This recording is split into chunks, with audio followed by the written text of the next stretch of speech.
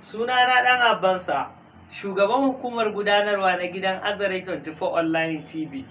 Ina kira ga 'yan kasuwa masu buƙatar a yi musu talla, su tuntuɓe mu a shafukanmu na sada zumunta ko su kira lambobin wayarmu kamar haka: 070 44 08 0917 ko a kira shugaban sashin kasuwanci na gidan Azare 24 Online TV, Sani Mustapha Agent, akan namban wayarsa kamar haka: 081 47 60 6799, ko kuma a tuntuɓi wakilanmu a shafukan sada zumunta. Muna da lambobinmu akan handlesinmu, duk shafinmu da ka shiga za ka kalli lambobin wayanmu a kayi.